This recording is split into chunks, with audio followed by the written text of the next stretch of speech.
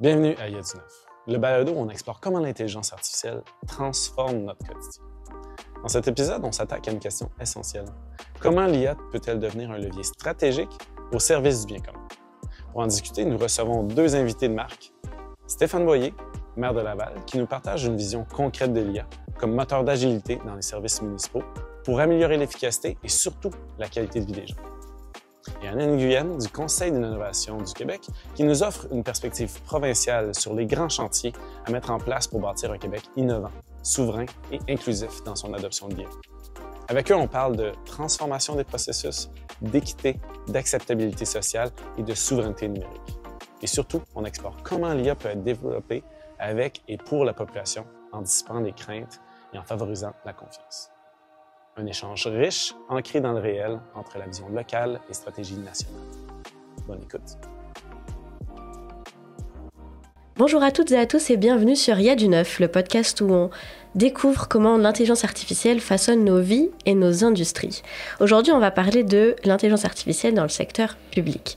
Je suis Laetitia Constantin, développeuse web et IA chez Explorer et je suis accompagnée de Rémi Dion, VP et cofondateur. Salut Rémi. Bonjour Laetitia. Aujourd'hui, comme à chaque fois, on explore la place de l'IA dans la société, dans l'industrie, et puis qu'est-ce que cette technologie permet de faire et d'accomplir. C'est un sujet super excitant aujourd'hui parce qu'on a deux acteurs importants au niveau du gouvernement qui vont nous expliquer comment ils ont pris cet outil-là pour l'amener au plus loin dans la société ou dans le gouvernement lui-même.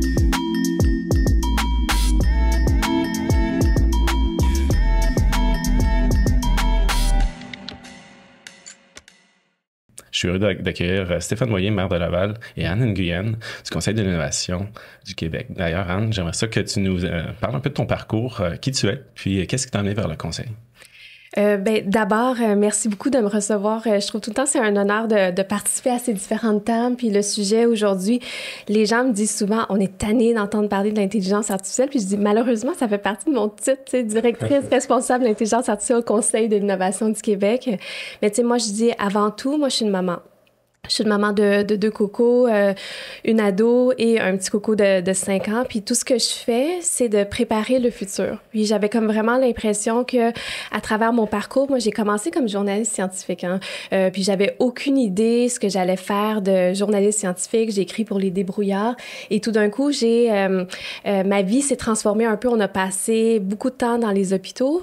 Et de façon naturelle, j'ai commencé à travailler dans les hôpitaux pour faire de la transformation numérique. Puis quand tu fais de la transformation numérique, là, tu plonges dans le monde de la donnée. Puis quand tu as un esprit un peu geek comme moi, bien, tu veux encore comprendre plus où la donnée te mène. Et de fil en aiguille, je me suis retrouvée en intelligence artificielle. Donc, tu sais, de passer de chef de la donnée au CHUM jusqu'à faire le saut au Conseil d'innovation en intelligence artificielle. Je trouvais que c'était un bon parcours puis un bon filon pour dire « Hey, je suis en train de contribuer à toute la génération future parce qu'on veut léguer quelque chose de beau avec l'IA. Incroyable. Puis là, tu as parlé du fait que tu es une maman, oui. Ton parcours professionnel. Est-ce qu'il y a un hobby ou un élément qui te distingue, disons, dans ta personnalité ou dans ton quotidien? Dans ma personnalité, je pense que j'ai tout le temps été et agi avec candeur. Tu sais, dans le sens où j'ai jamais su où la vie allait m'amener, mais à chaque fois qu'il y avait un filon, je me suis dit, hey, pourquoi pas? Tu sais, c'est la même chose pourquoi j'ai commencé à m'occuper de la transformation numérique à l'Institut de cardiologie de Montréal. C'est que j'avais étudié à ce moment-là en gestion de projet, en développement organisationnel, et je voulais accompagner ce qu'on appelait à ce moment-là la transformation numérique. Puis on accompagnait les équipes TI.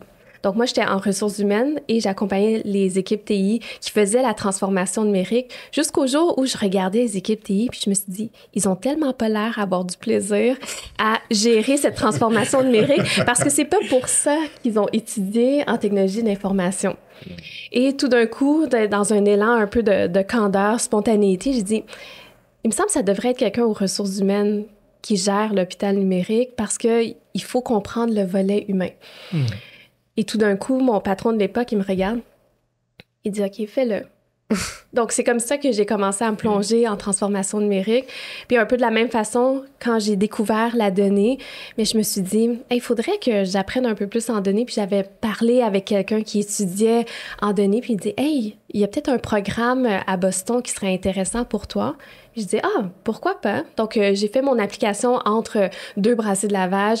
J'ai été acceptée à Boston, puis c'est comme ça que j'ai étudié en données, puis en intelligence artificielle. Wow. Donc, je pense que mon volet distinctif, c'est plus être un peu spontané, puis saisir, de ne pas y aller de façon linéaire, mais plus saisir les opportunités pour m'impliquer, puis atteindre la mission que j'ai dans la vie, c'est-à-dire léguer un monde meilleur que ce qu'on a maintenant pour nos enfants, là. C'est formidable. Ça va être difficile de passer après ça, Stéphane. En fait, je trouve qu'on a beaucoup de points communs. Ou est-ce que moi aussi, j'ai toujours été motivé beaucoup par régler des enjeux, changer le monde, puis je me suis laissé guider un peu au fil des opportunités puis de ce que je rencontrais dans mon travail. Je pensais pas faire de politique avant, mais je pense que moi, de mon côté, comme jeune étudiant, c'est ça, je voulais changer le monde. Puis ce qui m'intéressait beaucoup quand j'étais aux études, c'était plus le développement international. Fait que je passais du temps à l'étranger. Je pensais travailler un jour pour l'ONU ou une grande organisation sans but lucratif à travailler sur des enjeux de santé ou d'éducation ou développement économique. Puis de fil en aiguille, j'en suis venu à réaliser à quel point les décisions qu'un gouvernement prend sont importantes dans nos vies. Puis si on a la qualité de vie qu'on a au Canada, comparativement à d'autres pays, c'est parce qu'au fil des années, il y a plein de décisions différentes qui sont prises puis qui nous amènent là où on est aujourd'hui. Donc, je me suis... lentement, j'ai changé un peu mon focus de l'aide internationale vers plus qu'est-ce qui se passe chez moi au Canada, au Québec, à Laval, au niveau du gouvernement puis de la politique. Et bon, ma ville avait été marquée par des grands scandales de corruption aussi dans les années 2010, 11, 12, 13. Et suite à ça, je me suis dit, OK, je vais m'impliquer dans ma ville, puis je vais essayer de changer le monde par l'entremise de la politique. Mais une fois que tu es élu, puis une fois que tu es dans le bateau, tu te rends compte qu'un gouvernement, c'est un très gros bateau qui ne bouge pas très vite. Puis si tu veux pouvoir réaliser tes ambitions, si tu veux pouvoir réaliser tes projets, tes idées, il faut que tu sois capable d'avoir un bateau qui est efficace, qui est capable de virer de côté rapidement. Et ça, moi, c'est vraiment possible pour un gouvernement? Moi, c'est là que l'intelligence artificielle a rencontré mon chemin. C'est-à-dire que je mets beaucoup d'énergie à vouloir transformer la ville pour que la municipalité soit la plus efficace, plus efficiente possible. Ça passe, entre autres, par l'automatisation des processus. Un des grands enjeux qu'on a, c'est que les ressources sont limitées. Donc, l'argent qu'on a est très limité. Donc, plus on est capable d'être efficace, plus on va être rapide, mais aussi plus on va être capable d'allouer l'argent à des projets de société. Et donc, d'automatiser des tâches qui peuvent être souvent ennuyeuses pour les employés, mais aussi coûteuses pour les citoyens et pour la municipalité. C'est une façon pour moi de transformer la ville pour avoir une ville qui va être plus efficace, mais qui va me permettre par la suite d'adresser plein d'enjeux de société. Si je peux me permettre, je trouve ça fascinant parce que moi, je pensais pas avoir autant de points en commun avec toi, pas parce que de loin, t'avais pas l'air d'avoir les mêmes valeurs, mais je trouve ça drôle que dans ton parcours... Est-ce que j'ai l'air d'un mauvais gars? Non, pas du tout, mais c'est ça, c'est pas du tout parce que ce qu'on voyait de toi, là, c'est plus parce que tu mentionnes travailler à l'ONU. Ça, c'est un de mes grands rêves, là, c'est travailler à l'ONU. Puis je pense que parfois, ça part de très, très grands rêves, de l'impact que tu vas avoir sur le monde. Puis là, tout d'un coup, tu te dis, hey, il y a tout un monde à proximité qui ont besoin de soutien, de connaissances. Puis je trouve ça super beau ce que tu fais à Laval, justement parce que dans une ville, il n'y a pas cette demande de performance. T'sais, une ville, puis je pense que tu l'as mentionné dans d'autres entretiens aussi, une ville ne va jamais tomber littéralement en faillite, mais il y a quand même des gens qui s'attendent à une qualité de service. Puis les gens sont parfois un peu cyniques, ils s'attendent à ce que ça ne va pas bien. Ouais, mais toi, au contraire, tu veux que ça aille bien. C'est ça, souvent, je dis les gouvernements, c'est comme un monopole. Une entreprise, d'habitude, quand elle offre un mauvais service à ses clients, elle va faire faillite, ça va aller mal, puis il y a un compétiteur qui va prendre la place parce qu'il va offrir une meilleure qualité de service. Mais pour un gouvernement, malheureusement, il n'y a personne qui va commencer à fuir le Québec ou fuir une ville en masse parce que les services ne sont pas efficaces. Et donc ça fait en sorte que des fois, les gouvernements, on ne met pas beaucoup d'énergie à se remettre en question. Mais je pense que c'est tellement nécessaire. Puis moi, souvent, je mets mon chapeau de citoyen, puis quand que je vis comme des citoyens des frustrations... quand j'appelle différentes agences gouvernementales ou que je vais à l'hôpital ou que j'appelle l'Agence du revenu du Canada, puis que je vis une mauvaise expérience, et je trouve ça extrêmement frustrant, puis j'essaie de m'inspirer de cette frustration personnelle-là que j'ai comme citoyen pour me dire, OK, j'ai quand même l'opportunité dans la vie d'être dans une position où je peux changer des choses.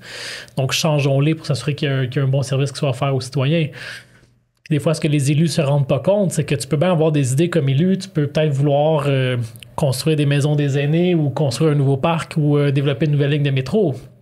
Mais si ta machine administrative gouvernementale n'est pas efficace, tout va être plus long, tout va être plus cher, tout va être plus frustrant. Donc, pour moi, en fait, c'est une fondation solide qu'on doit construire. Puis une fois qu'on a cette fondation-là, sky's the limit, mais je crois que d'utiliser la technologie nous permet de construire une fondation qui va être efficace, qui va être solide pour les services qu'on veut offrir à la population par la suite. Le mandat que tu t'es donné en ce moment, c'est de construire cette fondation-là? Oui, définitivement. Là, ça fait quelques années que je suis maire. J'ai fait 2 mandats comme conseiller municipal avant, donc ça fait longtemps que je vois la ville évoluer. Puis une de mes grandes frustrations, c'est que à un moment donné, j'avais demandé ça prenait combien de temps faire un projet à la ville, construire quelque chose. Puis la chose qu'on faisait le plus rapidement, c'était un chalet de parc. Ça nous prenait 6 ans. Entre le moment où on disait, OK, on va construire un chalet de parc dans tel quartier, puis le moment où il était ouvert. T'sais, les budgets sont prévus sur 3 ans, puis après ça, les processus d'appel d'offres, les plans et devis. Donc, on a des processus qui sont très, très lents, très lourds. Et moi, je me suis dit, je me rappelle encore comme c'était hier, j'ai dit 6 ans. Il y a quelqu'un, un des employés de la ville qui m'a dit, Monsieur Boyer, je comprends pas votre réaction, vous trouvez que c'est rapide ou que c'est lent? Donc, moi j'en revenais pas. Là, on construit une maison en 1 an ou 2. Je peux pas croire ça nous prend 6 ans à faire un chalet de parc. Donc, c'est une question de concertation publique. Il y a tellement d'intervenants, puis il faut demander la permission à gauche. Il y a beaucoup de choses. C'est gestion des parties prenantes, en effet. Même comme maire, tu n'as pas une baguette magique pour tout changer. Il faut que les employés soient d'accord, que les élus de ton parti soient d'accord. Il faut qu'il y ait une acceptabilité sociale de la population. Donc, je dirais, il y a un côté que c'est de fédérer les parties prenantes, ce qui est super important pour que les projets aient de l'avant. Il y a un côté que c'est les processus, des fois, qui sont très longs. Tu as les remises en cause puis en question, les priorités qui changent au fil du temps aussi. T'sais, au Québec, on est vraiment mauvais pour faire du transport commun parce que à chaque fois qu'il y a une élection municipale, provinciale ou fédérale, on critique les projets, on les remet en cause, on veut changer la portée. Tout le monde veut mettre sa couleur au projet. Mais là, ça fait qu'on retourne toujours à la case départ. Donc, à Laval, on travaille fort pour aller chercher l'acceptabilité sociale des citoyens, mais une fois qu'on l'a, après ça, raccourcir les délais d'approbation, puis on s'est mis des étapes où il n'y a pas de retour en arrière. On met un échéancier à respecter. Et tout ça pour dire qu'avant, ça nous prenait 6 ans à faire un chalet de parc, qui est un projet relativement mineur. Puis aujourd'hui, on construit des projets de 50 millions comme des cours. On construit une nouvelle cour municipale qui va être entièrement numérisée. Ça va être la première au Québec. Ça veut dire quoi, c'est entièrement numérisé? Donc, il n'y aura plus vraiment de papier. Donc, tous les dossiers juridiques, les procès-verbaux, toutes les contraventions, tout va être accessible sur Internet pour les employés également. Donc, on va sauver beaucoup de temps.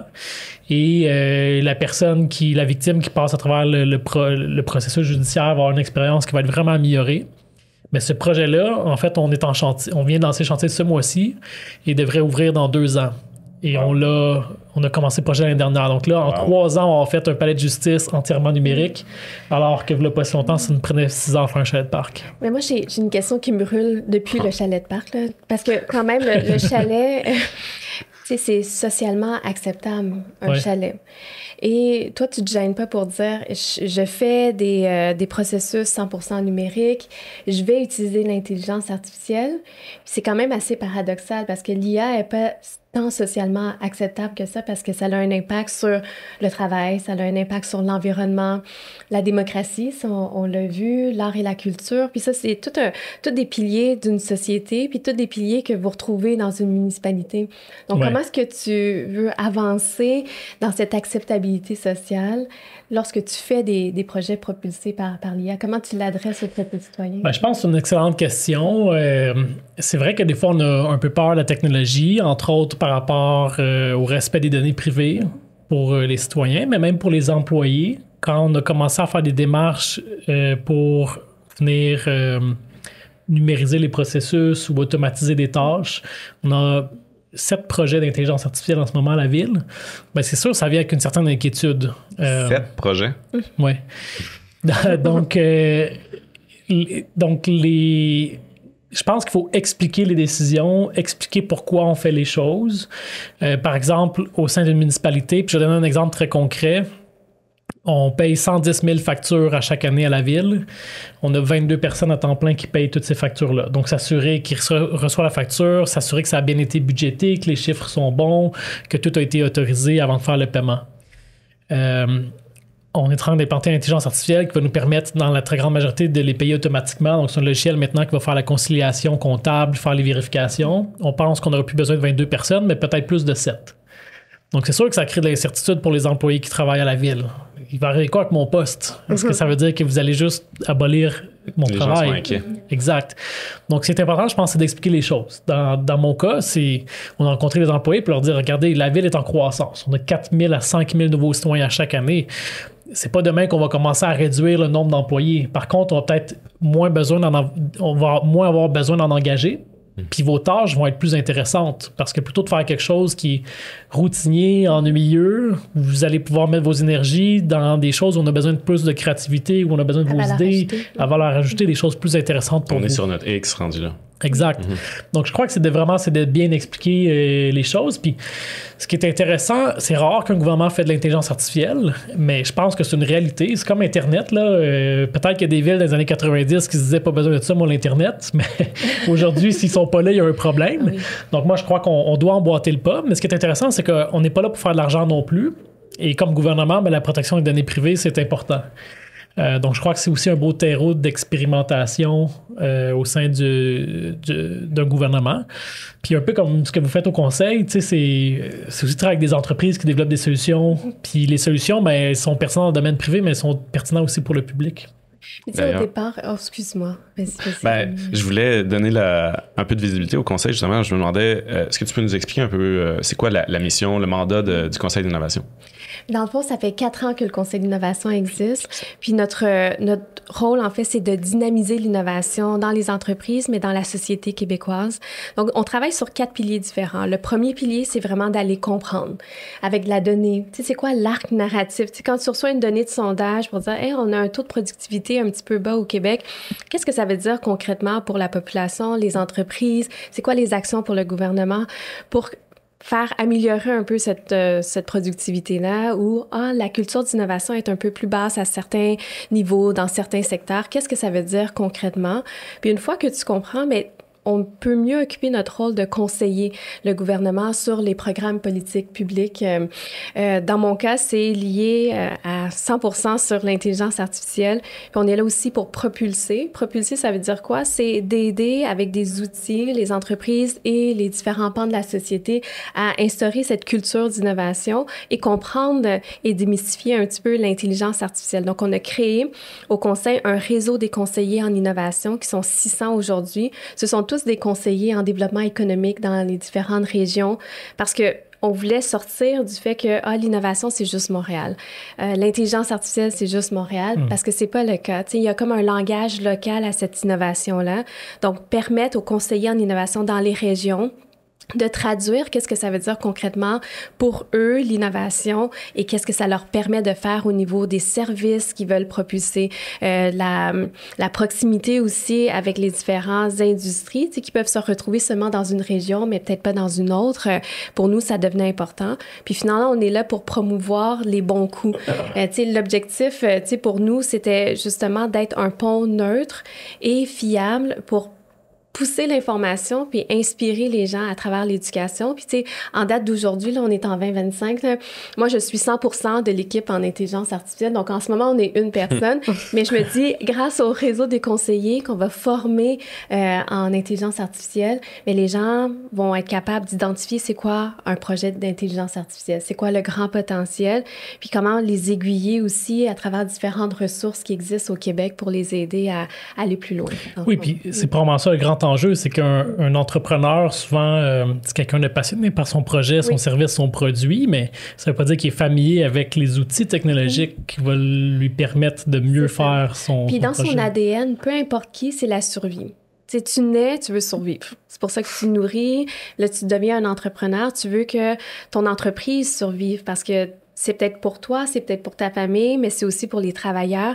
Donc, tu sais, quand t'aimes profondément ce que tu fais, puis la mission que tu fais, puis la valeur que tu ajoutes à la société, mais parfois, en creusant, tu te dis, ben, peut-être que l'intelligence artificielle va me permettre de rester dans la compétition, de créer encore plus de valeur et de devenir, tu sais, vraiment une marque et un héritage pour la société québécoise. Parce que les gens, ils ont souvent peur, puis tu l'as nommé tantôt, perdre leur emploi. Mais la vraie question que les gens devraient se poser, c'est ça fait combien de temps que ce poste-là il est affiché puis il y a personne qui applique dessus? Puis ça, les gens l'oublient. Tu sais, disons, on prend une entreprise où un des métiers, c'était de regarder les défauts de fabrication dans des boîtes. Mais il y avait une personne qui regardait toutes les boîtes, puis tout d'un coup, à chaque fois qu'il voyait un défaut, l'enlevait. Ça a été remplacé par la vision par ordinateur et les gens, ça n'a pas été très bien accepté au départ. Les gens disent, ça y est, on est en train de remplacer du travail pour des humains. Et je dis, c'est peut-être pas ça la question. C'est justement ce poste-là, ça faisait 6 mois qu'il était affiché, il n'y a personne qui voulait de ce poste-là. Mais par contre, le monde avait besoin de ces fameuses boîtes en carton pour pouvoir faire des déménagements, pour permettre à d'autres industries de faire de la livraison locale ou outre-mer. Et c'est ça la problématique. C'était comment faire pour continuer à produire ce que les gens avaient besoin. Ça passe par l'intelligence artificielle. Oui, puis tantôt, tu disais, en effet, il y a de combler des besoins en termes de ressources humaines pour une entreprise, mais tantôt, tu parlais aussi de la survie. Puis ça, des fois, les entreprises... On a la recette d'un gâteau qui se vend bien, puis qu'on se dit on va la reproduire. Puis des fois, ça fait 30 ans que tu vends la même chose. Mais la vie change, la société change, les besoins changent. Puis là, du jour au lendemain, des fois, les entreprises qui font faillite, qui ferment les portes, puis se demandent pourquoi. Mais je crois qu'il y a cette nécessité-là aussi de savoir se re-questionner, se transformer, s'adapter au changement de la société. Et pour moi, c'est ça. Au final, pas important l'intelligence artificielle, c'est pas de faire de l'intelligence artificielle pour faire l'intelligence artificielle. C'est que c'est juste un outil qui nous permet, dans certains cas, de faire mieux, de faire plus rapide, de faire pour moins cher et donc de se démarquer. Ça, je l'ai vu dans mon parcours en intelligence artificielle. Moi, ça fait 7 ans que je fais ça. Puis, au tout début, les quelques compagnies qui faisaient ça arrivaient avec « Hey, regardez comment c'est cool », mais c'était le fameux cas de « j'ai une solution, puis je cherche le problème ». C'est wow, mais je sais pas quoi faire avec. Tu crées encore plus de problèmes. Oui, malheureusement, parce qu'on est tellement excité par cette solution-là. Puis moi, je fais de la programmation depuis que j'ai 16 ans. Of course, je trouve ça vraiment le fun de... moi, j'ai utilisé Excel au tout début pour résoudre des sudoku. Il n'y avait aucune application pertinente d'utiliser Excel pour ça, mais fait que tu triches au sudoku? C'est ce que je recherche. Je me suis cherché une façon plus compliquée de résoudre un sudoku. Par contre, je connecte énormément avec ce que vous dites ici. Je pense à mon oncle, il y a 30 ans de ça. Quand il était jeune, il triait des concombres. Sa job, c'était de regarder des concombres sur un convoyeur, puis il me disait, je reviens chez nous le soir, puis je rêve à des concombres. Puis un cas plus récent de ça va être le fait que il y a des gens sur les autoroutes qui comptent l'argent. Tu t'arrêtes à leur voiture, ils sont seuls dans leur boot, puis leur fonction principale, c'est de faire ça. Mais il y a des tâches comme ça qui sont abrutissantes, qui sont pas valorisantes pour... en fait, qu'on souhaiterait pouvoir automatiser. Puis le vrai débat, c'est est-ce que la solution qui est disponible maintenant en vaut le coup? Puis on est rendu à un point pivot où est-ce qu'on peut se dire, effectivement, il y a des solutions qui viennent vraiment résoudre un de ces enjeux-là. On parle de 7 projets. Moi, je trouve que c'est beaucoup, 7 projets lancés en parallèle dans la ville. On parle de 600 formateurs ou des gens qui vont venir accompagner. Tu l'as dit au futur, mais ça a déjà démarré cette initiative-là, oui, non? Mais en fait, le réseau des conseillers existe déjà. Donc, ils ont toute cette certification qu'ils peuvent passer à travers un programme. Parce que quand même, au Québec, là, il y a presque 700 entités aidantes à l'innovation. Puis pour s'y retrouver, mais ce que le gouvernement nous avait demandé, c'est de créer comme cette map magique, pour dire quelle est la prochaine étape pour certaines entreprises ou certains organismes pour passer à un niveau supérieur. Et ce réseau des conseillers existe, ont accès à une base de données qui s'appelle Accès Pro, et pour eux, on va rajouter un module en intelligence artificielle pour qu'il puisse démystifier. De un, tu sais, je pense que c'est un mythe de penser que tu peux adopter de l'intelligence artificielle parce que tu dois faire confiance. Au contraire, c'est que tu dois faire confiance en tes compétences à utiliser l'intelligence artificielle. Donc, c'est cette même approche qu'on voulait faire pour les conseillers en innovation, c'est-à-dire on va vous donner les principes de base, on va vous donner des cas d'usage, puis on va vous donner en fait cette carte magique-là vers les bons organismes pour vous aider pour passer à l'étape d'après. Donc, dans le fond, pourquoi je parle au futur, c'est qu'en date du début 2025, on est en train de finaliser la conception de ce module-là qu'on a fait en partenariat avec Ivado, un des organismes aidant à l'adoption d'intelligence artificielle, pour que cette formation-là soit extrêmement robuste, pour que les 600 conseillers soient à même de connaître assez les dispositions pour pouvoir bien aiguiller les entreprises. Ce travail-là est super important, tu sais. Je crois qu'avec l'avènement de Trump aux États-Unis, on l'a vu, tout ce qui s'est passé avec les tarifs, les perturbations économiques que tout ça génère. Si nos entreprises veulent se démarquer, peu importe ce qui va avec les États-Unis, il faut qu'elles soient performantes, efficaces, innovantes. C'est en étant capable de développer les meilleures solutions, les meilleurs produits, les meilleurs projets que nos entreprises québécoises vont rayonner, pas juste au Québec, mais qui vont réussir à percer le marché européen puis aller s'exporter un peu partout dans le monde. Puis ça commence à l'interne, tu sais. Puis je pense que ce que tu fais à Laval, pour moi, c'est le début de ce qu'il faut faire partout dans chaque ville. C'est que les entreprises veulent un marché. Puis le marché, il doit se développer à l'interne, puis le marché est seulement prêt lorsque les gens comprennent la technologie ou comprennent le milieu dans lequel ils vont atterrir. Toi, ce que tu es en train de faire, là, c'est de rendre disponible ce nouveau marché qui est Laval en disant aux entreprises, moi, je suis prêt à aller vers des solutions aussi sophistiquées ou aussi avancées que l'intelligence artificielle. Qu'est-ce que ça va faire dans ta ville? Bien, les entreprises, les startups, ils vont avoir de l'appétit, puis ils vont dire, hey, nous, on va développer la meilleure solution. Puis je pense que c'est le meilleur cas d'usage, c'est de créer ce marché interne-là super robuste, indépendant de peu importe les frontières, qu'est-ce qui ferme ou qu'est-ce qui ouvre avec certains tarifs. Mais je pense que c'est là la richesse. On peut donner une inflexion, là. Il y a une inertie, puis Mm-hmm. si il y a un exemple qui vient d'un gouvernement, ça peut donner l'élan que l'écosystème a besoin. Oui. Ben, faut que je fasse mon coming out. J'ai pas juste été un élu dans la vie, j'ai aussi une personnalité qui est très entreprenante. Puis là, un certain nombre d'années, j'avais moi-même lancé une start-up avec des amis où on voulait en fait faire connaître en temps réel les temps d'attente dans les urgences du Québec, mais aussi aider les gens à trouver des rendez-vous médicaux. C'est vraiment de base quand tu y penses. C'est rien de révolutionnaire, mais pendant 2 ans, on a essayé de travailler avec le gouvernement du Québec puis le milieu de la santé, puis c'était extrêmement difficile. Souvent, on a des processus qui sont très archaïques, mais il n'y avait pas non plus cette volonté-là de se remettre en question. Tu sais, par exemple, nous, on voulait juste diffuser les taux d'occupation dans les urgences pour que le citoyen qui a un problème, entre autres dans un contexte, par exemple, montréalais, où il y a plusieurs hôpitaux où tu peux aller, s'il y en a un qui a 8 heures d'attente puis l'autre qui a 3 heures d'attente, on voulait juste permettre aux patients d'économiser du temps, mais même pour le réseau de la santé, ça vient régulariser l'achalandage d'un établissement à l'autre. Donc, on a tout à gagner de faire ça, mais souvent, les données étaient des mauvaises données, puis quand elles existaient, on voulait pas les rendre publiques pour pas que les gens sachent qu'il y avait un problème. C'était en amont qu'il y avait un problème, il n'était pas prêt encore à avoir cette solution-là, ou c'est qu'il y avait une réticence ailleurs, parce qu'un chalet, ça prend 6 ans à faire, donc en fait, je pense que souvent, malheureusement, les gouvernements sont pas les meilleurs ambassadeurs d'innovation, c'est des gros bateaux qui bougent pas vite.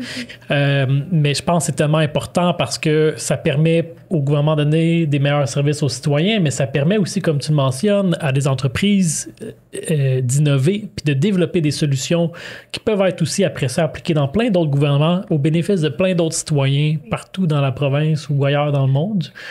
Mais il faut créer une culture. Il faut créer une culture axée sur l'innovation où ça va être accepté, compris, valorisé. Puis ça, je pense que c'est peut-être l'élément qui est difficile. C'est que quand tu as des milliers d'employés, comment est-ce que tu t'assures que les gens embarquent dans le projet? Oui, mais je pense que ça vient avec les mettre autour de la table. Moi, j'étais au sommet de Paris, on parlait de l'intelligence artificielle. Puis j'ai été témoin d'un tellement beau panel. Puis tu sais, parfois on est un peu tanné des panels parce que justement, il y a tellement des gens brillants qui ont seulement 2 minutes de micro. Mais ce panel-là était vraiment extraordinaire parce que tu avais quelqu'un de Airbus, mais tu avais aussi la secrétaire générale de Uni Global Union. Ça, c'est le plus grand syndicat au monde, là. Ils sont 20 millions de syndiqués dans 150 pays différents. Puis, elle, ce qu'elle avait mis en place, c'était ce message-là de « Nous, on n'est pas là en tant que syndicat pour vous dire d'arrêter de faire de l'intelligence artificielle parce qu'on a peur pour nos travailleurs qui perdent leur emploi. On est là pour vous dire « Mettez-les autour de la table parce que c'est comme ça que vous allez développer des meilleures solutions qui vont être adaptées à ce que eux considèrent une valeur ajoutée ou vraiment une tâche récurrente. » Et je pense que si je prends un pas de recul pour les milieux, parce que j'ai passé 18 ans dans le réseau de la santé, à faire justement la transformation numérique, à faire de la stratégie de données, mais il y a cette réticence-là, mais cette réticence-là vient d'une bonne volonté de dire, moi, ma source d'expérience fait en sorte que je suis capable de dire, dans une journée hivernale où la veille, il faisait très beau, le soir, il y a plu, le lendemain, il faisait très froid, que j'ai besoin, dans les urgences, d'avoir des spécialistes en orthopédie parce que les personnes âgées vont tomber sur les trottoirs de Montréal, c'est sûr et certain. Mais ça vient avec l'expérience. Ce qui n'est pas dit au niveau de l'intelligence artificielle, c'est que l'IA est là pour rendre explicite ce qu'on sait de façon implicite. L'implicite, c'est notre expérience, mais l'implicite qui rend explicite en IA, c'est l'expérience humaine aussi. Donc, faire en sorte que ces gens-là soient autour de la table pour bâtir puis dire « Hey, ta connaissance, je vais la mettre, puis en plus, je vais suppléer des données de plus. » Parce que toi, tu sais la météo, mais nous, on a la donnée réelle sur la météo, on a la démographie, on a l'état des routes. Avec tout ça, là, ton intelligence va être encore plus grande, puis c'est là, en fait, que quand tu assois les gens autour de la table, mais tout d'un coup, il y a des gens qui comprennent plus. Ces gens qui comprennent plus font en sorte que d'autres gens comprennent plus. Puis c'est là que tu atteins une certaine Oui, puis quelqu'un d'impliqué dans un projet, en général, va davantage y adhérer par la suite aussi. Donc, c'est pour aider à la mobilisation. On sensibilise, mais ça redevient un problème ou une solution autour de la communication. Il faut intégrer. Moi, je me rappelle, cette situation-là, je l'avais vécue il y a 3 ans de ça. J'étais à un événement, puis il y avait j'oublie son nom, chef d'un des syndicats au Québec. Puis, là, j'étais autour du lunch avec lui, puis j'étais un peu préoccupé qu'on s'embarque dans un débat quand j'allais lui dire qu'est-ce que je fais, puis qu'est-ce que je fais ici. Puis il me dit « Ah, l'IA, ça, on a tellement besoin de ça. » Puis je fais comme « OK, tu veux en parler? Wow, OK. » Il en voulait. Il y avait un appétit pour ça. Il dit « On le voit, on le sait, on en veut. » Tandis que j'ai un ami dans une autre compagnie. Lui, il met c'était du transfert de données à haut débit. Donc, système de caméras embarquées sur les autobus, par exemple, on parle de gigabits qui sont sur roue. Fait que lui, il a mis une technologie juste pour faire ce transfert-là quand ça revient en garage. Ben, la communication, ça s'est pas fait, c'est pas nécessairement son travail, c'est ses clients qui devraient faire la communication à l'interne chez eux, mais finalement, lui, c'est ses caméras qui fonctionnaient par lumière. Les gens qui travaillaient, ils ont mis de la peinture dessus. Ils sont comme, c'est pas vrai que tu vas me voler ma job. Il y avait de la réticence, il y avait il était sur la défensive de vivre ça. Puis au final, ça vient d'une communication. C'est drôle parce que ça me fait penser, Laetitia, tu m'avais parlé un peu de ton parcours quand tu étais allé au département de la police. Puis tu m'avais dit que tu avais vécu quelque chose de similaire par rapport à ça. Oui, on l'a vu aussi en interne quand je suis arrivée. Donc j'ai travaillé à la sécurité publique départementale en France il y a quelques années, en étant en informatique. Et quand je suis arrivée, mon collègue, ça faisait 1 an qu'il était là, en informatique. On avait comme un laboratoire numérique d'expérimentation dans le département. Lui est arrivé en premier. Quand lui est arrivé, les gens l'ont quasiment hué en se disant « Ouais, super, un informaticien qui arrive, l'application elle va sortir dans 6 ans, ça va pas nous aller, ça va pas être terrible. » Puis il a sorti une première application qui a vraiment bien marché, qui est un journal opérationnel pour tout ce qui est dépôt de plainte, justement. Moi, je suis arrivée 1 an après ça. Et quand je suis arrivée, premier jour, tout le monde dans les services, quand je leur ai dit que je travaillais avec cette personne, ils m'ont présenté leur travail, mais ravis qu'il y ait une personne de plus qui arrive. Et c'était vraiment la liste au Père Noël. Donc lui a essuyé le changement. Moi, je suis arrivée, les gens avaient envie de ce changement-là. Et c'était vraiment dans le département, parce qu'après, ailleurs, les gens ne savaient pas ce qu'on faisait. Donc, quand on se présentait à la gendarmerie, par exemple, qui n'est pas le même ministère, on nous regardait comme des aliens, en mode qu'est-ce qu'ils font eux? C'est qui? C'est des enfants, parce qu'on n'avait que 20 ans. Alors que généralement, c'est dirigé par des millions, puis des centaines de personnes. Pas juste 2 personnes qui arrivent de terrain, parce qu'on faisait vraiment ça. On était sur le terrain avec la police, puis on évaluait le besoin. On essayait de comprendre c'était quoi leur processus pour faire en sorte qu'on crée une application qui s'adapte à eux et pas l'inverse. Parce que c'était ça le gros problème dans l'acceptation du changement. Ça, ils l'ont senti, c'est pour ça qu'ils t'ont accueilli. Hein? Exact. Ils l'ont compris et ils étaient ravis parce qu'on faisait la chose avec eux, le développement d'application. On sortait une première version assez vite et après on itérait. Donc ils nous faisaient des retours et 15 jours, un mois après, le retour était dans l'application. Donc ils se disaient, ça c'est génial, déjà on nous écoute et en plus ça correspond exactement à nos besoins. Ben, ça c'est important, je pense que ce que tu mentionnes, c'est de vivre des petites victoires. Ça sert à rien d'arriver avec un budget de 100 millions puis vouloir transformer complètement l'ensemble de la façon que l'organisation fonctionne. C'est un petit peu comme ça qu'on le fait à Laval. On a demandé à nos employés d'identifier des endroits où on pourrait utiliser la technologie pour changer les processus, les façons de faire. Donc, ça vient de la base, ça vient des services qui proposent des idées. Puis ça, c'est travailler avec eux. Puis c'est pas des... Tantôt, je parlais, on a 7 projets. C'est pas des projets de centaines de millions de dollars. Là, on a un budget de 1 million sur 1,2 milliard pour l'ensemble de la ville. Donc, dans certains cas au privé, 1 million, c'est pas la totalité d'un seul projet. Pour certains cas. C'est pas la réalité chez Explorer, mais c'est quelque chose qui est une réalité qui est encore présente en 2025. Donc, comment vous y êtes arrivé? Oui, pour un gouvernement, 1 million, c'est très peu pour faire 7 projets en informatique. Mais je crois que l'idée, c'est de commencer avec des petits projets qui sont relativement faciles d'implantation. On travaille avec les employés, puis l'objectif, c'est d'avoir des petites victoires pour que les gens prennent confiance en eux, puis adhèrent au processus, puis finissent par en vouloir plus. C'est l'approche des petits pas.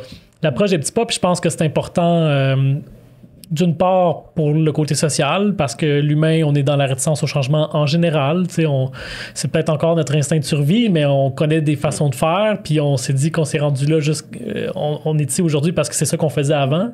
Donc, on est souvent réticent à changer.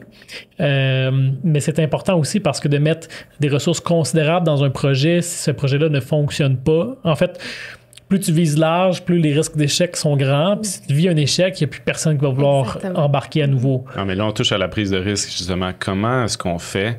J'imagine, Anne, tu es constamment confronté à ça. Le gouvernement te demande, mais c'est un feu vert ou c'est un feu rouge? Il faut y aller ou il faut pas y aller? Puis toi, Stéphane, t'as décidé de donner le feu vert. T'as dit, let's go. Ben pour moi, là, c'est peut-être ma personnalité. Là. Moi, j'étais un risk-taker, mais tu sais, dans les défis, justement, pas juste avec l'intelligence artificielle, sur plein de dossiers, souvent, comme élu, j'arrive avec des idées qui sortent de la boîte. Puis des fois, les employés me regardent bizarre. Mais, tu sais, ça, j'avais déjà mentionné à des employés en disant, je sais que on sort du sentier battu, qu'on prend un risque, puis peut-être qu'on réussira pas. C'est normal. Quand tu innoves, quand tu fais différemment, ça se peut que tu te casses la gueule, ça se peut que tu vives un échec.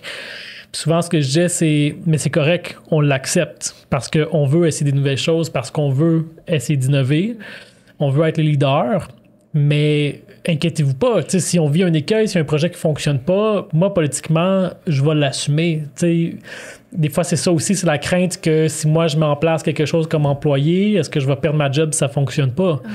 Donc, c'est aussi c'est de créer un climat de confiance puis de dire, prends-en des initiatives, prends-en des risques, mais inquiète-toi pas que si jamais, parce que ça peut pas toujours être des succès à 100%, mais sache que c'est pas grave là, si au final le projet n'est pas une réussite, au moins on aura appris de la ça. leçon apprise. Exact. Est-ce qu'il y a des projets que tu as en tête dont tu pourrais nous parler qui n'ont pas aussi bien réussi qu'espéré et pourquoi ça n'a pas bien réussi justement? Pour l'instant, je vais toucher du bois, ça va relativement bien. Ça fait à peu près 2 ans qu'on met en place les différentes initiatives, les différents projets. Je crois que l'idée de partir petit, en travaillant avec les employés, on construit la compétence petit à petit, on gère le risque. Donc, honnêtement, en ce moment, on n'a pas vécu de grand écueil. Je pense que c'est beaucoup... l'enjeu, c'est beaucoup de changer de la culture. On est 4700 employés. Donc, parmi l'ensemble, il y en a quelques-uns qui étaient très tôt embarqués en processus puis disent oui. Il y en a d'autres, des fois, qui sont plus réticents. Donc, c'est de faire cette transformation-là qui est graduelle. Gérer le changement, je pense, c'est le plus grand défi. Et ça, gérer le changement... avec des salariés qui sont plutôt jeunes, qui viennent d'arriver, je pense que c'est relativement facile parce que tout le monde a envie de changer les choses. Quand c'est quelqu'un, ça fait 30 ans qu'il est à son poste. Là, par contre, je pense que ça doit être plus difficile et vous devez en avoir en interne qui sont là depuis longtemps. Comment vous faites pour ces personnes-là pour leur dire « Oui, ça fait 30 ans que tu fais le même métier, mais il va falloir qu'il évolue. » Ouais. Là, c'est plus difficile. Ben, je pense que par exemple, le rôle du conseil, c'est important parce que c'est de créer une société, hein, c'est de travailler avec tout le monde. Les gouvernements, les entreprises, les groupes communautaires, c'est de faire des interventions publiques comme on fait aujourd'hui au podcast pour expliquer un peu l'idée, la démarche. Donc, je crois que c'est en créant à l'échelle de la société une certaine prise de conscience sociale qu'on va faire cette transition-là. Puis en douceur aussi, parce que ce qu'on veut, c'est de maintenir la crédibilité des gens puis la dignité des gens. Dans toute transformation, que ce soit technologique ou non, la dignité de la personne puis son bien-être, ça devrait être le cœur même. Puis j'apprécie beaucoup la façon que tu l'as amené, c'est que il y a le changement, il y a l'expérience, comme tu dis, Laetitia, mais je pense que quand tu impliques cette personne-là, tu dis, toute l'expérience que tu as eue jusqu'à ce jour, on va l'utiliser pour en faire un héritage plus grand, parce qu'il y a beaucoup plus de personnes qui vont en bénéficier. Puis ça, je pense que c'est le message clé. Tu sais, l'humain, là, on a toujours la nostalgie de la souffrance, parce que tu penses que tu as passé par cette souffrance-là puis que tu as survécu. Les autres, après toi, doivent souffrir pareil parce que toi, tu l'as survécu. Puis l'exemple parfait, là, c'est justement quand les moteurs de recherche comme Google ont sorti. Moi, quand j'étais à l'université, je devais chercher des références, noter les références, aller voir la libraire pour voir les références. Puis parfois, ça prenait beaucoup de temps avant que les références arrivent et je devais aller en chercher moi-même. Puis j'avais une pile de livres, puis la moitié, c'était pas bon, les références que j'avais. Mais tu sais, moi, ma fille, elle a 12 ans aujourd'hui, puis elle dit « Maman, je suis tannée que tu me parles de la bibliothèque. » Là, nous, c'est quoi ça, une bibliothèque? Elle dit « Tu sais, je sais que t'as aimé ça aller à la bibliothèque, puis tu m'expliques que c'était bien parce que t'as appris beaucoup. » Elle dit « Mais moi, j'ai pas besoin de ça aujourd'hui. J'ai comme plein d'informations disponibles à ma portée. » Donc, elle dit « J'ai pas tant besoin de cette nostalgie-là. » Puis j'ai trouvé ça beau comment qu'elle l'a amené. Parce qu'elle dit « Tu sais, toi, on dirait que tu t'es attaché à quelque chose parce que tu t'as souvent survécu, puis t'as remis des travaux de cette façon-là. » Elle dit, mais moi, elle dit, j'ai pas besoin de faire ça. Donc, ce bout-là, il est accéléré pour moi. Puis ça, je trouve que c'est super bien de nous le ramener parce que parfois, quand tu es d'une autre génération qui n'a pas vécu avec la même technologie, tu as envie que l'autre souffre. Tu sais pas pourquoi. Tu dis, tu sais, puis ça, c'est la même chose dans plein de métiers, les avocats, les médecins, peu importe quel métier. Quand tu as passé par un stage qui a fait en sorte que tu as écrit beaucoup, puis tu sais, chez les avocats, on le voit énormément, tu sais, quand ils passent les premières années dans une firme, bien, c'est eux qui lisent tous les livres, c'est eux qui récoltent toute la donnée. Mais avec l'intelligence artificielle, tu vois que ce bout-là, il est accéléré, puis c'est cette rupture-là qui fait en sorte que est-ce que la solution va être acceptée ou pas? Puis souvent, la solution est moins acceptée par les générations qui ont passé par là. Mais justement, il faut se défaire de cette nostalgie-là. Je pense que c'est pas un bon sentiment à garder. Chacun peut devenir aussi le champion du changement ou être un ambassadeur. Puis pas parce que c'est comme ça que tu as fait quelque chose pendant 25 ans que tu pourrais pas être justement la personne qui va aider son équipe à arriver à une nouvelle étape avec des nouveaux outils puis à changer les choses. Oui. Ce que je trouve le fun ici, c'est qu'à date, on a déjà touché à plusieurs types d'IA. Bien sûr, l'IA générative, ça nous permet de gérer des grands contenus puis de fournir une synthèse. Donc, on génère du texte. Donc, de pouvoir rechercher l'information à travers un bassin d'informations. On parle pas juste il y a des humains qui l'ont fait puis qui l'ont mis sur Wikipédia, mais on parle on avait une conversation, il y a un transcript, j'ai oublié le terme français pour ça, qui a été produit. Puis de là, on se retrouve avec un bassin de connaissances. En fait, on se retrouve avec trop d'informations. C'est devenu... L'information, c'est pas de la connaissance. Donc, c'est devenu une source qui est problématique. L'IA vient aider à avoir accès à l'information qui est pertinente aux besoins. Donc ça, c'est un des cas. Depuis maintenant, ça fait plus de 2 ans qu'on a ChatGPT, et puis c'est l'un des premiers usages. Encore une fois, hier, il y avait une compagnie qui me présentait comment ils voulaient innover au niveau des RFP. Donc, ils ont mis en place un processus, Request for Proposal, donc appel d'offres. C'est un processus qui est très fréquent avec le gouvernement, des compagnies privées qui veulent faire affaire avec eux. On parle de centaines de pages qui sont mis à disposition de ceux qui veulent bien répondre à l'appel. Donc, c'est un processus qui est complexe parce qu'on veut de la transparence, parce qu'on veut rendre ça accessible à tous, puis le faire de façon éthique. Nous autres, on le voit aussi, ça fait partie des premiers outils qu'on a mis en place finalement pour nos clients. Des outils qui est apparu, justement, ça m'a fait penser à ça, aller à la librairie. Une des compagnies avec lesquelles on a affaire, j'aimerais donc pouvoir les nommer, c'est au niveau de la recherche dans un domaine de sciences. Donc, ils ont des PhD. La donnée, elle est là. C'est juste qu'ils ont un bassin d'articles scientifiques qui est si grand que finalement, ils se retrouvent à devoir passer leur temps à déblayer l'information. Ce qui était intéressant, c'est que non seulement il y avait besoin de rechercher des mots, mais il y avait aussi besoin de rechercher des formes géométriques. Puis là, ça nous a amené dans une autre direction. Finalement, c'est quoi qui prend beaucoup de temps au Québec puis ailleurs dans le monde? C'est de lire des plans de vie. On est dans un spectre qui est similaire au RFP. On a un document, sans blague, ça peut se rendre jusqu'à 600 pages. Bien sûr, il y a des sections. Donc, si toi, tu es dans les portes et fenêtres, ben, tu peux aller dans la section 300 puis tu sais que tes affaires sont là. Puis peut-être pour que les auditeurs comprennent, c'est que quand un gouvernement donne un contrat, les règles du jeu doivent être les mêmes pour tout le monde. Donc là, si on dit juste on veut une porte de 42 pouces par 48 pouces, puis qu'on va avoir un appel d'offres avec ça, puis que là, finalement, le plus bas, celui qui soumissionne le plus bas prix gagne le contrat. Puis que là, finalement, la porte est en styromousse. Puis on dit, hey, c'est pas ça que je voulais. Je la voulais en acier. Ah, ben là, c'était pas spécifié. OK. Fait que là, tu rajoutes une spécification. C'est la faute. On a la dimension, après ça, on a en acier. Mais au fil des décennies, on est rendu que les gouvernements des appels d'offres ont des centaines et des centaines de pages parce qu'on essaie de couvrir tous les cas potentiels. C'est pas se faire avoir une pour minimiser les risques. Puis, comme on peut pas travailler de gré à gré, tu sais, dans le privé, des fois, c'est je connais Anne, j'ai toujours fait affaire avec elle, on va s'entendre. Puis, si elle sent que je suis pas content de son dernier contrat, elle va peut-être se corriger parce qu'elle veut que je lui redonne mon prochain contrat. Mais dans le public, comme c'est juste le plus bas soumissionnaire, celui qui trouve la faille dans les documents, des fois, c'est là qu'il est capable de tirer son épingle du jeu, de faire plus d'argent. Et il est là, Donc, nous, on essaie de colmater toutes les failles possibles, mais là, on se retrouve avec des documents tellement complexes à lire. Donc, en effet, c'est là que des fois, des outils comme l'intelligence artificielle peuvent aider à faire la recherche de l'information nécessaire pour le soumissionnaire. T'imagines, c'est juste, là, tu parlais de portes et fenêtres, mais t'imagines quand les gens vont aller rechercher une solution propulsée par l'IA, à quel point on va devoir mettre des critères spécifiques puis s'assurer que les gens qui rédigent ces appels d'offres-là comprennent c'est quoi les différents piliers nécessaires et ceux qui lisent comprennent aussi c'est quoi les différentes dispositions pour s'assurer que le critère y est répondu ou non. Donc, on s'en va vers un monde quand même de plus en plus complexe où les gens vont devoir être formés.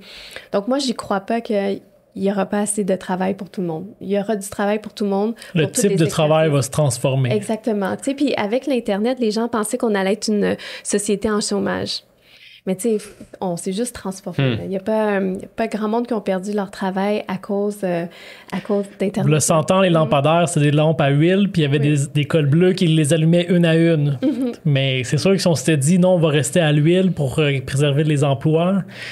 Oui. On aurait probablement fait une erreur. Il y a eu plusieurs révolutions à ce niveau-là, technologiques, puis des gens qui connectent le téléphone. T'appelles pas à une centrale qui dit à qui tu veux parler. Non, ça se passe plus, ça. Ce travail-là n'existe plus. Puis cette spécialisation-là a été perdue, malheureusement. Mais effectivement, on génère des emplois qui deviennent peut-être plus dans la stratégie, dans la réflexion, dans le design, dans la créativité. On se pose des questions. C'est comme ça que j'encourage quiconque me le demande. Utiliser les outils à la ChatGPT. L'outil, il t'aide à réfléchir. Il t'aide à t'amener plus loin dans tes réflexions. Il te présente quelque chose qui est une version 0, puis ensuite une V1, mais c'est toi qui la bonifie à chaque fois. Donc, l'IA t'amène à être la meilleure version de toi-même. Et puis, c'est comme ça que je vois sa place. Je suis content de voir que c'est aussi comme ça que vous l'intégrez. J'ai le goût de vous demander, parce que là, on est très groundé, puis j'adore ça. C'est ça qu'on aime entendre chez Exploris, des trucs concrets, mais j'aimerais ça savoir, est-ce qu'il y a quelque chose que vous aimeriez voir? Vous dites, on n'est pas tout à fait rendu là, mais je vois le bout, là, puis je me dis, on s'en va là. Y a-t-il quelque chose que vous voyez pour Laval, pour le Québec, pour le Canada, que vous aimeriez vraiment qu'on aille dans cette direction-là? Bien, moi, c'est sûr que c'est un projet vraiment de cœur qui est en train de se produire. On avait fait le rapport prêt pour l'IA. Donc, il y a eu tout ce choc mondial-là. En 2022, les gens ils disaient « ça va être important de ralentir sur le développement de l'intelligence artificielle ». Puis le gouvernement du Québec avait demandé au Conseil d'innovation de partir dans une réflexion. Puis nous, on l'a fait à la sauce Conseil d'innovation. Donc, on a fait une réflexion collective. On avait rassemblé 15 co-responsables, notamment Éric Gingras, qui, à ce moment-là, était président de la centrale syndicale du Québec. Je trouvais ça super intéressant parce qu'on était dans un printemps assez unique aussi où 60 000 travailleurs allaient dans les rues. Éric était dans les rues aussi, puis l'après-midi, il venait travailler pour faire la réflexion collective sur qu'est-ce qui devrait être le développement et l'utilisation responsable de l'IA pour le Québec. Donc, tu sais, dans cette mouture-là, tout ce que je vois pour le Québec, c'est cette souveraineté numérique. Ça, ce serait mon grand rêve. Parce que quand tu demandes à peu importe quelle IA générative aujourd'hui, quel est le mets fin et raffiné du Québec, ben Poutine va sortir. Tu sais, puis on sait, Poutine, c'est pas un mets raffiné, mais ça a l'air super anodin comme histoire. Mais pour moi, ça montre à quel point notre authenticité linguistique va devenir importante. Puis avec la Bibliothèque Archives nationale du Québec, avec le ministère de la Culture et des Communications, on est en train de mettre l'étude de faisabilité pour créer notre propre base de données culturelles québécoises et autochtones. Les gens, ils disent « Ah, mais c'est culturel ». J'ai dit « Mais tout part de la langue ». Tu sais, imaginez que cette infrastructure fonctionne avec l'ensemble des données culturelles du Québec. Ce qu'on arrive à créer, là, c'est de comprendre c'est quoi l'infrastructure du futur et la capacité. Tu sais, on en parle beaucoup, tu sais, on devrait investir dans notre capacité de calcul, mais en date d'aujourd'hui, c'est difficilement tangible. Puis ce qu'on veut, c'est des faits pour pouvoir mieux aiguiller la population puis le gouvernement. Donc, cette base de données, là, on s'imagine dans 5 ans, mais là, OK, moi, je suis très optimiste, dans 5 ans, on arrive avec cette base de données, on arrive à entraîner nos propres modèles québécois. Tu sais, on n'est plus dépendant de l'API de ChatGPT. Donc, on n'est plus dépendant de cette structure-là qui a été montée. Et en plus, notre IA, elle hallucine moins et elle parle à l'ensemble des pays de la francophonie. Parce que les pays de la francophonie cherchent aussi, eux, cette indépendance linguistique. Puis je pense qu'on en a beaucoup à donner lorsqu'on parle dans notre propre langue. Tu sais, je sais pas si vous parlez plusieurs langues différentes, mais il y a souvent comme des langues dans lesquelles vous êtes beaucoup plus confortable parce que vous avez des meilleurs arguments, parce que vous êtes beaucoup plus charismatique. Mais je pense que c'est la même chose avec l'intelligence artificielle et aussi les résultats qui en découlent. C'est que tu as des meilleurs résultats quand tu l'as dans ta langue native et d'origine. Donc, ça, mon grand rêve, là, ce serait qu'on y arrive à créer cette base de données à travers laquelle on va entraîner nos propres modèles. Non, c'est très bien. Moi, de mon côté, mon souhait, ça serait que tous les gouvernements adoptent de plus en plus l'intelligence artificielle parce qu'ultimement, c'est des meilleurs services pour la population. C'est accès à un médecin plus facilement, c'est des résultats de diagnostic plus rapides. Au niveau municipal, on pourrait penser, par exemple, à l'habitation. On a vu dans les dernières années le coût du loyer de l'hypothèque augmenter beaucoup. Il y a plein de raisons, c'est un petit peu complexe pourquoi l'explication à ça, mais plutôt que de prendre 6 mois, on a un projet actuellement où l'analyse des demandes de permis va se faire par intelligence artificielle, donc plutôt que d'attendre 6 mois qu'un employé ait révisé manuellement les plans, on va pouvoir avoir une première réponse instantanément. Mais à l'inverse aussi, quelqu'un qui a un terrain qui veut savoir qu'est-ce qu'il peut construire dessus pourrait générer 500 options différentes, puis il aura juste à choisir le scénario qui lui plaît le plus, mais même dans la façon qu'on construit, parce qu'une des raisons pourquoi l'habitation coûte cher aujourd'hui, pourquoi un condo 3,5 coûte 500 000, c'est parce que les coûts de construction sont rendus très, très, très élevés. Mais avec une grande capacité de calcul, on va pouvoir aussi dire à l'intelligence artificielle, voici tous les matériaux disponibles dans le monde, voici toutes les techniques de construction possibles, puis trouve-moi la recette qui va faire en sorte que je peux construire un logement de tant de pieds carrés pour moins cher. Ça, en ce moment, c'est que c'est dur. Humainement, on est limité par notre capacité d'analyse. Tu sais, savoir comment construire pour moins cher, ben il faut que tu saches combien coûte ta vis, ton clou, ton J-Proc, puis que tu aies en tête tous les scénarios possibles de comment construire un bâtiment. Donc souvent, c'est trop complexe. Donc on fait comme on a toujours fait. Mais il existe tellement de matériaux, tellement de procédés, tellement de systèmes d'ancrage puis de colle aujourd'hui que si on était capable d'avoir tout ça en tête, on serait capable de trouver des façons de construire moins cher. Donc pour moi, mon souhait pour nous, c'est que collectivement, on utilise l'intelligence artificielle pour améliorer notre qualité de vie comme citoyen. Là, tu as parlé de recommandations. Ou une des façons d'intervenir avec les citoyens, c'est de pouvoir leur faire des scénarios. On n'a pas tout à fait touché à ça, mais il y a aussi l'aspect prédiction, de pouvoir anticiper des fluctuations. Tu l'as mentionné plus tôt, Anne. Si on regarde la météo, on peut voir, OK, il y a des motifs qui se répètent. Donc, moi, j'avais fait un projet il y a de ça des années, un petit projet universitaire, mais essentiellement, on analysait le 3-1. Et puis, ce qu'on remarquait, c'est que finalement, il y avait une abondance d'appels quand il y avait une chute de neige. Ben, depuis, il y a Info-Neige. Mais à ce moment-là, c'était pertinent de le savoir parce qu'on pouvait dire, il faut mettre plus de personnes qui vont répondre à l'appel parce qu'on a un achalandage par rapport à ça. Mais ça, c'est tout simple. Ça s'implante facilement. La donnée, elle est là. C'est de la prédiction. Ça, c'est un cas simple. Un cas qui est moins simple, c'est de pouvoir regarder toutes les informations du marché puis se dire, OK, où est-ce que je mets mes billes?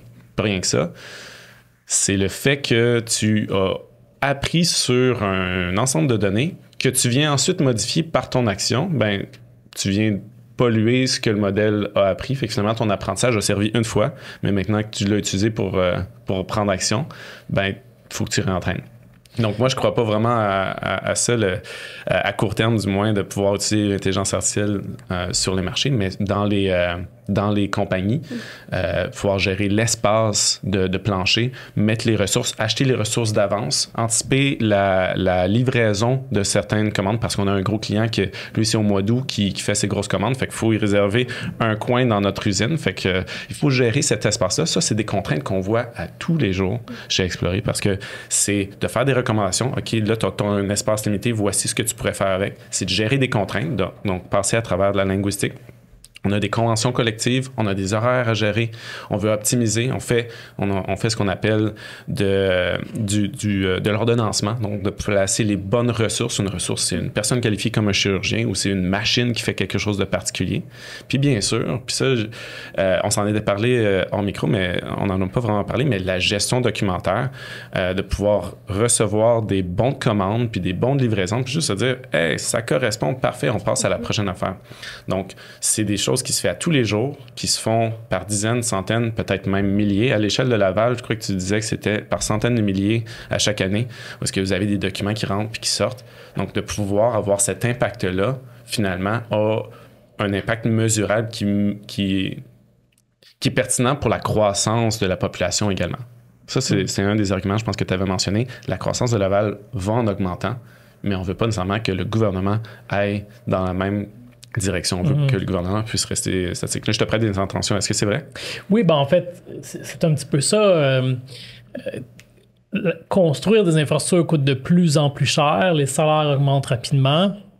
Mais évidemment, tout ce qu'on construit comme municipalité ou tous les salaires qu'on paye comme municipalité viennent des taxes des gens. Donc, quand les coûts de construction ont des inflations de 10%, on ne peut pas hausser les taxes des soins de 10%.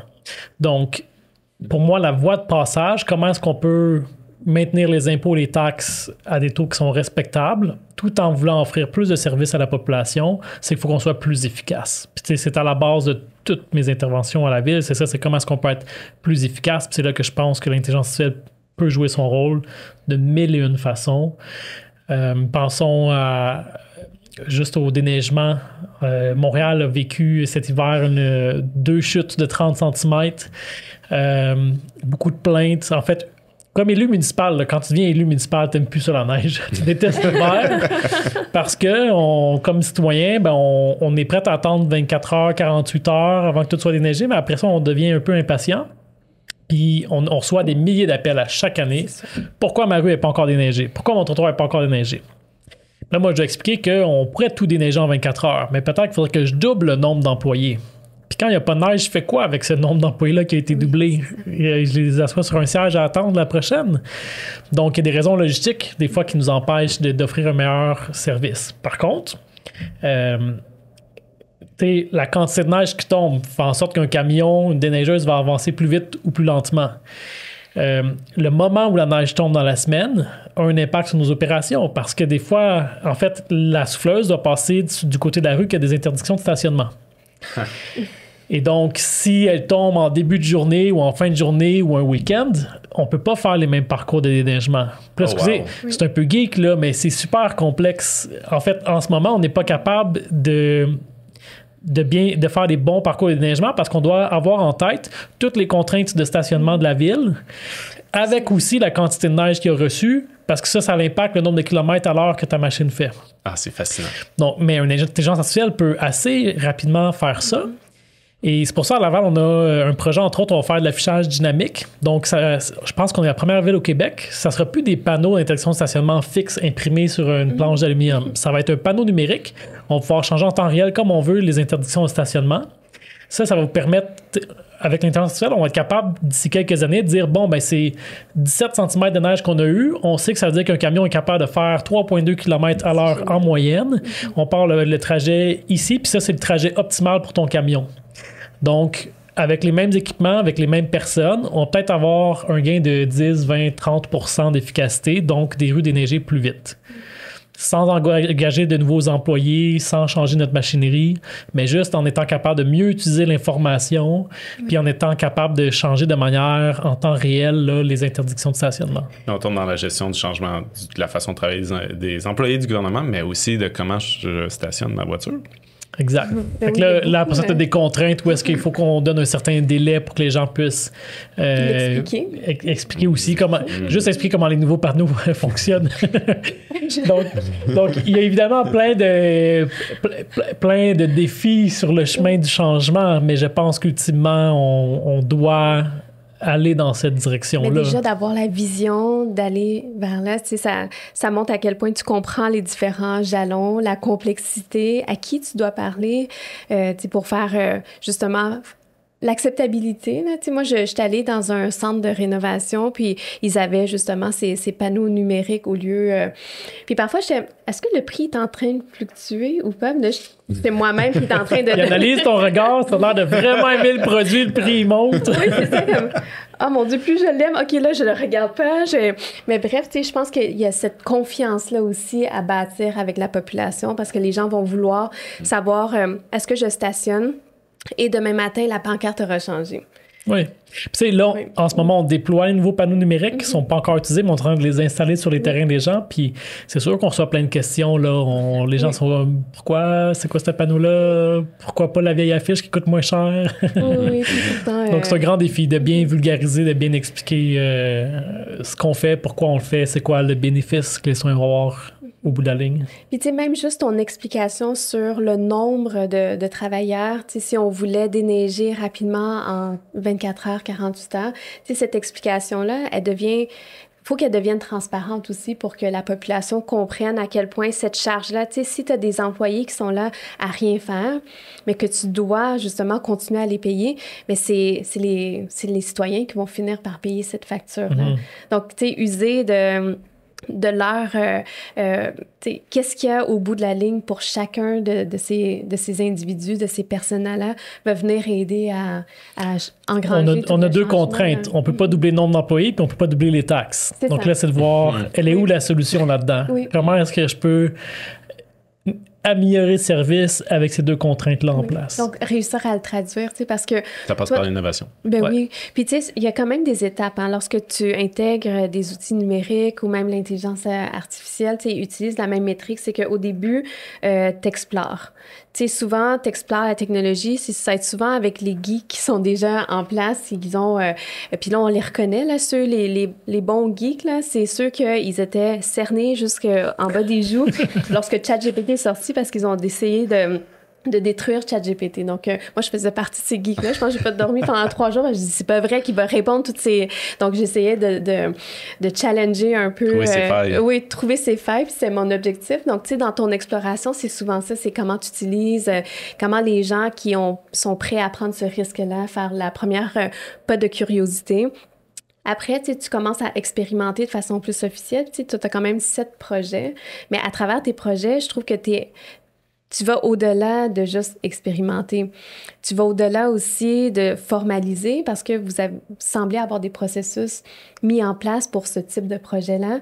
Puis dans l'échelle, en fait, il y a optimiser, puis il y a transformer. Puis transformer, c'est de créer des nouveaux services ou transformer des nouveaux produits et services, mais dans ton cas, ça va être plus des services pour aider la population générale ou à même créer des valeurs de plus que tu n'aurais pas pu faire sans l'intelligence artificielle. Puis pour moi, les panneaux, puis l'optimisation des routes, c'est comme le départ entre l'optimiser et transformer. Tu es en train de vraiment transformer ta ville. Non, absolument. Et là, on se rapproche un peu de la fin du temps qu'on a. Donc, je voudrais juste parler des défis que vous avez et qui viennent très prochainement. Donc là, tu le disais, projet de signalisation, par exemple, mais est-ce qu'il y a, au-delà de la gestion du changement des personnes, qui est un défi certainement l'un des plus importants pour que ce soit adopté à grande échelle, qu'est-ce que ce serait d'autre comme défi que vous avez demain dans la ville, hormis la neige qui est actuellement présente? À Laval ou au Conseil d'innovation? Oui, même question pour toi, Anne, effectivement. Moi, je pense que c'est la rapidité avec laquelle les choses changent en ce moment. Je crois que c'est difficile pour tout le monde de suivre la parade, autant sur le plan technique, donc que tout le monde soit capable de se familiariser avec les nouvelles technologies, avec tout ce qui est possible, mais aussi c'est que au-delà d'être capable de faire quelque chose techniquement, il faut l'implanter, il faut que les gens se l'approprient. Donc, ça prend un certain temps, puis on est dans une société en ce moment qui évolue plus vite que jamais. Donc, tu sais, là, en ce moment, on implante des trajets de déneigement numérique pour pouvoir utiliser l'intelligence artificielle puis optimiser le déneigement, mais qu'est-ce qui nous dit qu'il n'y aura pas dans 3 ans une toute nouvelle technologie, puis on va avoir mis 40 millions sur celle-là pour l'implanter. Donc, de pouvoir anticiper vers où les choses évoluent, d'être capable de se familiariser avec ce qui existe, puis d'avoir le temps d'implanter les nouveautés, je crois que c'est un défi. Puis moi, je vois au niveau de l'acceptabilité sociale, ce défi-là. On regarde ce qui se passe aux États-Unis, qu'est-ce qui se passe un peu partout au Canada, dans le monde, en Occident. Il y a une certaine frustration des gens. Le monde change, puis ça l'inquiète. Puis on voit une certaine... la montée du conservatisme, les gens se replient sur eux-mêmes, ils veulent plus d'immigration. Il y a comme... J'ai l'impression que le monde change tellement vite que pour certaines personnes, c'est rendu trop en ce moment. Mm-hmm. Et donc, comment est-ce qu'on va être capable de passer à travers ça? J'ai pas la réponse, mais c'est un défi que je constate. C'est super intéressant, parce que tu parlais de façon plus géopolitique, parce que l'IA, ça reste quand même une carte géopolitique. Puis... En ce moment, moi, j'ai 2 grandes inquiétudes. C'est que les gens ont perdu la capacité d'être satisfaits. Parce que l'IA avance tellement vite que tout d'un coup, tu veux le nouvel objet le plus brillant et t'oublies que tu dois faire des choix proportionnels à ce que tu veux donner comme valeur et le risque que tu es prêt à accepter. Puis ça, tu sais, les gens pensent que IA égale robot, puis là, tout d'un coup, ils veulent les robots qui déneigent ou peu importe. Et ça, pour moi, c'est une perte de clarté d'esprit, puis le volet insatisfaisant de voir une technologie constamment évoluer et toi, te retrouver toujours avec un modèle. Tu vas toujours te retrouver avec un modèle dans le sentiment désuet, mais qui n'est pas désuet. C'est que quand tu l'implantes bien, tu maximises vraiment les bénéfices. Donc, tu sais, moi, la clarté d'esprit puis la capacité des gens à se satisfaire d'une solution puis de voir jusqu'au bout l'impact positif, ça va être vraiment essentiel. Puis l'autre volet que je trouve un grand défi présentement, puis ça se ressent partout dans le monde. Tu sais, là, je suis au micro, mais tu sais, les gens qui vont le regarder plus aux vidéos, moi, je suis clairement, tu sais, issue d'une famille d'immigrants. Puis tout le volet de l'EDI, donc équité, diversité, inclusion, que les gens prennent un peu par coquetterie. Tu sais, disent que, tu sais, c'est un beau principe, il y a des politiques, puis je pense que les gens se sont laissés distraire aussi par tout le débat sur les toilettes mixtes, etc., mais c'est pas ça l'EDI. Faut s'enlever de cette distraction-là. L'EDI, c'est de réussir à mettre les bonnes personnes autour de la table pour avoir des regards différents, diversifiés, intelligents, pour créer des résultats qui vraiment peuvent se déposer dans la société parce que les résultats vont être justes, vont faire en sorte que la communauté avance. Donc, ce volet-là, en ce moment, dans le contexte qu'on est en 2025, j'avoue que c'est la première fois que j'ai un petit peu plus peur de la perception de l'EDI. Puis, je pensais que l'intelligence artificielle allait aider l'EDI, puis effectivement, l'a aidé à un certain moment parce que les gens comprenaient vraiment c'est quoi un résultat qui crée un biais. C'est quoi un résultat qui crée des ruptures dans une société? Mais là, tout d'un coup, en 2025, il y a eu tellement de changements politiques que là, j'ai une petite crainte, puis je voudrais qu'on travaille fort pour que ça disparaisse pas, l'importance de l'EDI. Tu parlais de la difficulté d'être satisfait. Ça va mal finir le balado. Mais c'est des réflexions personnelles, mais j'ai réfléchi à ça, puis de plus en plus, ça fait juste comme 2 ans que l'intelligence artificielle est vraiment dans la vie de tout le monde, là, avec les nouvelles images, vidéos, tout ça, produit ChatGPT. Puis c'est rendu quand on est sur nos réseaux sociaux, là, c'est presque la moitié des vidéos puis des images, c'est rendu faux. On peut plus les distinguer. Puis, mais moi, je les distingue parce qu'elles sont tellement plus belles, créatives.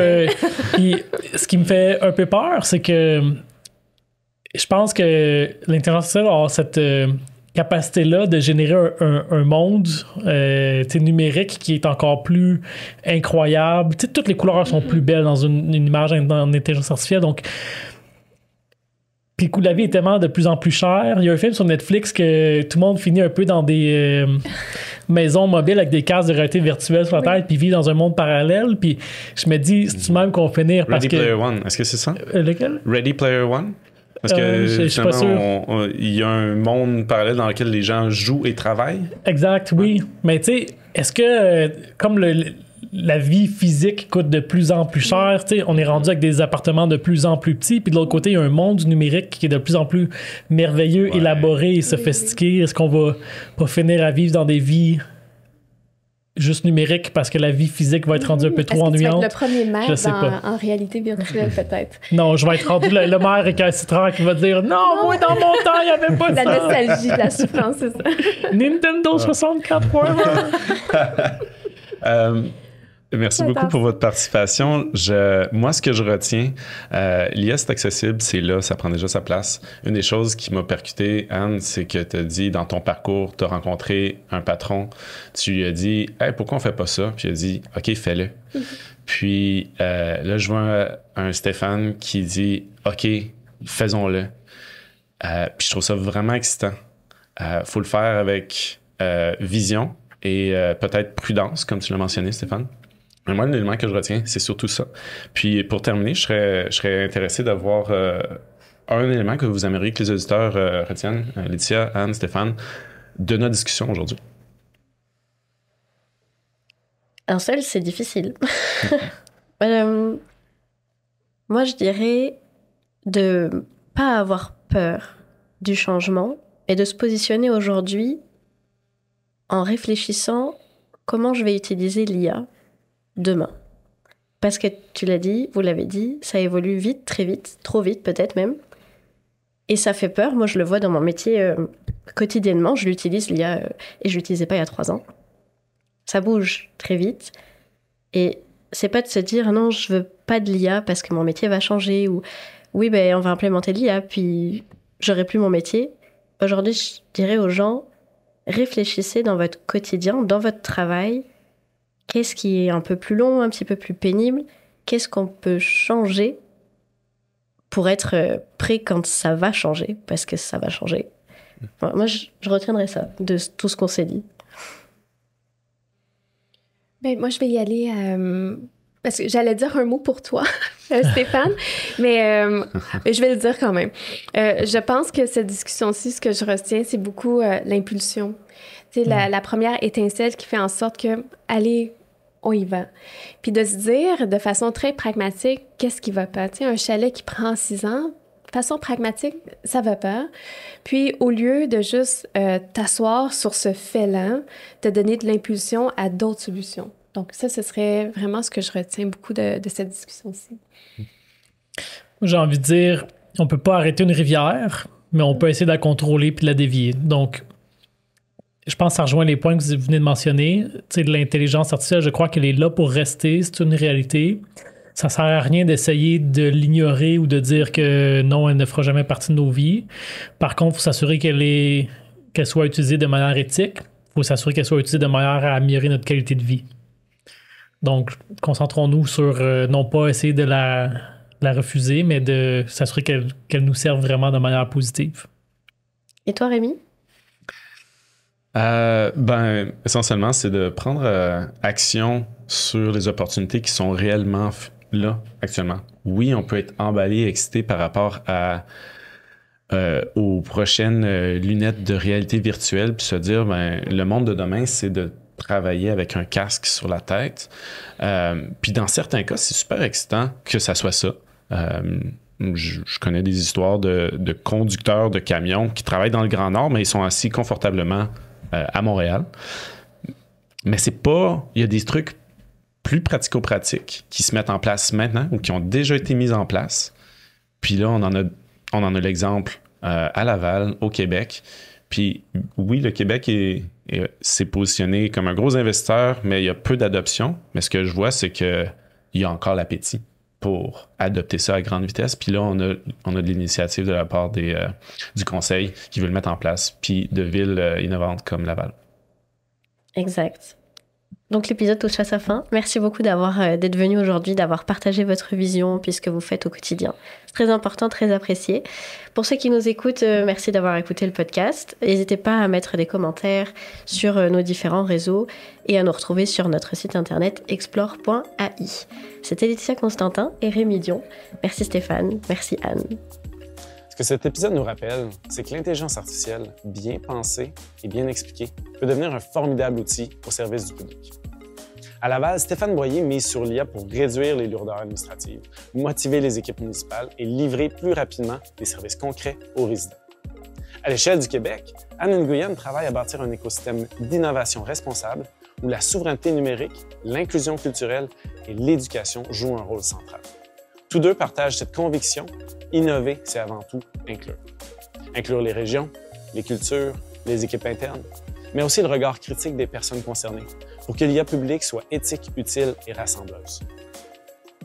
À bientôt pour un nouvel épisode d'IA du Neuf.